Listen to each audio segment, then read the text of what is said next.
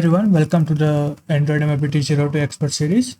In this first episode, we'll understand what Android MAPT actually is and how real pen test is performed in a professional project. Most beginner thinks Android PT means installing Browsuit, clicking around app, running some tools, and the job is done.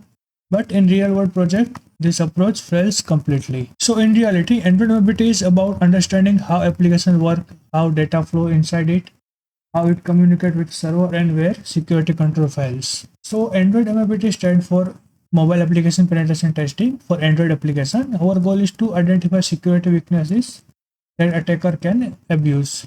So this is very important to understand that we do not hack phones, we test Android application just like we test web application and APIs. So first of all, the question is why Android MAPT matters, why it is important, why it is critical. So Android application handles sensitive data like banking details, token, personal information, and business logics.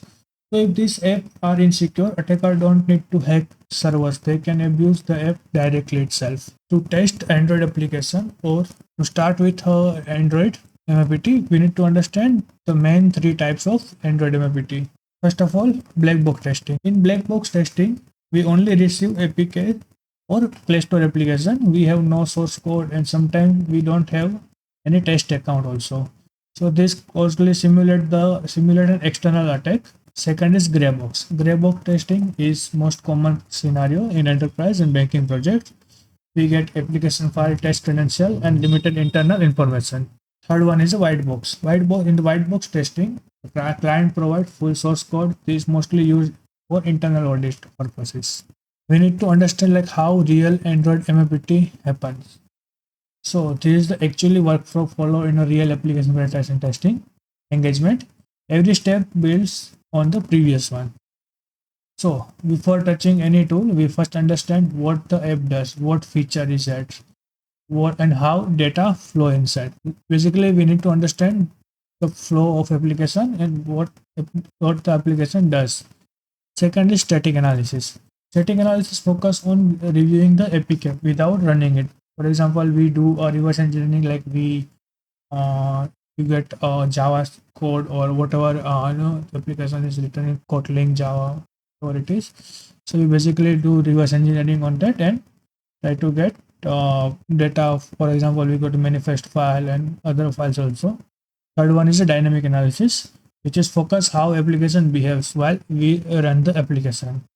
So after that, we start our network intercepting. So basically in network intercepting, most of the application communicate with a backend APIs. Intercepting and analysis of this traffic may reveal serious authentication and authorization issue. So basically what we can do, we just set up our Browsuit proxy and we try to intercept all the traffics. We try to play with authentication token or XYZ, whatever authentication method that the application use. So this is our fourth step. Fifth step is exploitation and validation. So a vulnerability is only valid if we can prove that this is a real vulnerability and if we can show the real impact, then only the vulnerability is valid. So false positive, like sometime we got also false positive, so it doesn't have any value in a professional testing. And the last stage is our risk assessment and reporting. The final and the most important deliverable is the report. Client don't pay for tools, they pay for clear, actionable findings. Now we can see like in the beginning, like whenever we try to learn something new or try something new, we do make mistakes. So these mistakes slow our learning and reduce our effectiveness. So in this series, we basically focus on we basically learn like how we can avoid these mistakes. Like you can see like we directly run some tools like many of you know about the free direct objection. So we just blindly run that to bypass self pinning. We ignore manifest file. Sometimes we get a very sensitive data through manifest file, or we just do a copy paste attack, like we just copy a payload and try to paste in the various section. So these things may give you the false positive, or this thing may not work with your application. By the end of this series, we'll ensure you that you will be able to perform Android MAPT like a professional consultant.